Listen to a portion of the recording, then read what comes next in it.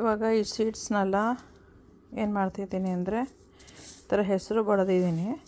ಇವಾಗ ಇದನ್ನು paper open ಮಾಡಿಬಿಟ್ಟು ವೆಟ್ ಮಾಡ್ತೀನಿ.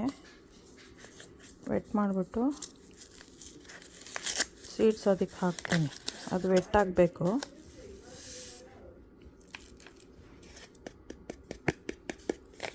ಇದು ಬೇಸಲ್ದು ಸ್ಪ್ರೌಟ್ ಬಂದಮೇಲೆ ತೋರಿಸ್ತೀನಿ.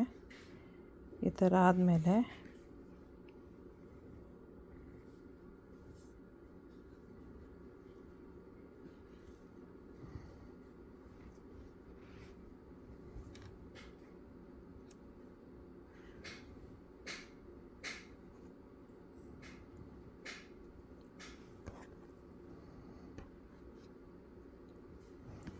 ವೆಟ್ಟಾಗೆ ಇಡಬೇಕು ಅದನ್ನು. ಇವಾಗ ಇನ್ನೊಂದು ಪೇಪರು, ಇದು ಪಾರ್ಸ್ಲಿ.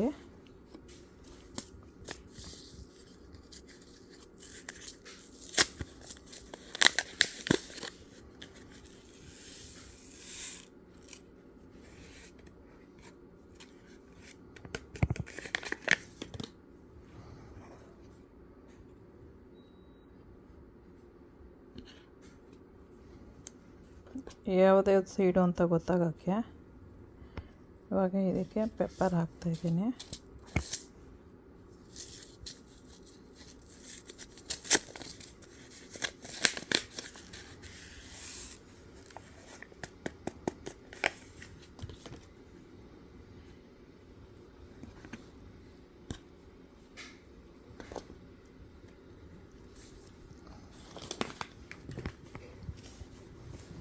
ಕ್ಯಾಂಟಲೂಪು,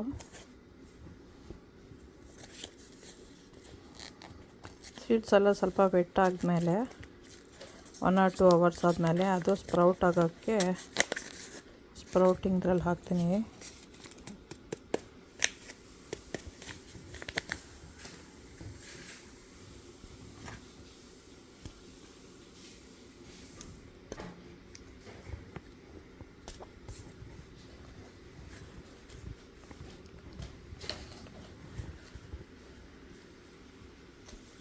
ತೊಪ್ಪಿ, ಬಟಾಣಿ,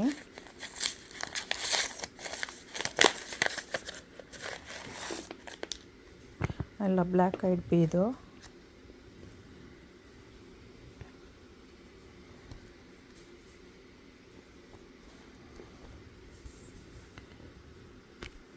ಇದು ವಾಟರ್ ಮೆಲನ್ನು,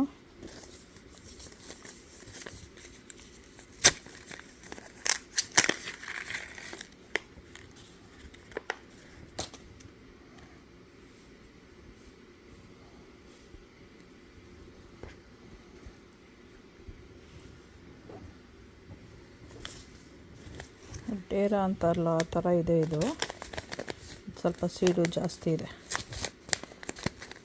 ಇನ್ನೊಂಚೂರು ಆಮೇಲೆ ನೀರು ಹಾಕ್ತೀನಿ ಇದ್ರ ಮೇಲೆ. 1 to 3 hours ಜಾಸ್ತಿನೇ ಇದೆ.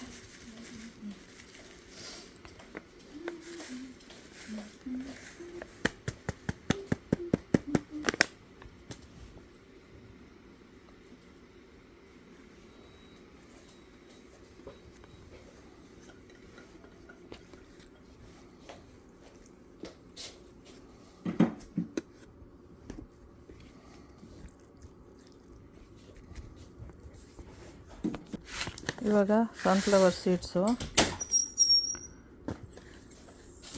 ಇದರಲ್ಲಿ ಎಷ್ಟು ಸ್ಪ್ರೌಟ್ ಆಗೋದು ಗೊತ್ತಿಲ್ಲ, ಅದಕ್ಕೋಸ್ಕರನೇ ಜಾಸ್ತಿನೇ ಹಾಕ್ತಾಯಿದ್ದೀನಿ. ಈ ಥರ ಆಗಿದೆ. ಇವಾಗ ಇದ್ರ ಮೇಲೆ ಇನ್ನೊಂದು ಸ್ವಲ್ಪ ನೀರು ಹಾಕ್ಬಿಟ್ಟು ಒಂದು ನೈಟ್ ಫುಲ್ಲು ಇಡ್ತೀನಿ. ನೆಕ್ಸ್ಟ್ ಡೇ ಇದಕ್ಕೆ ಹಾಕ್ತೀನಿ ಸ್ಪ್ರೌಟ್ ಆಗೋಕ್ಕೆ. ತೋರಿಸ್ತೀನಿ ಅದನ್ನು.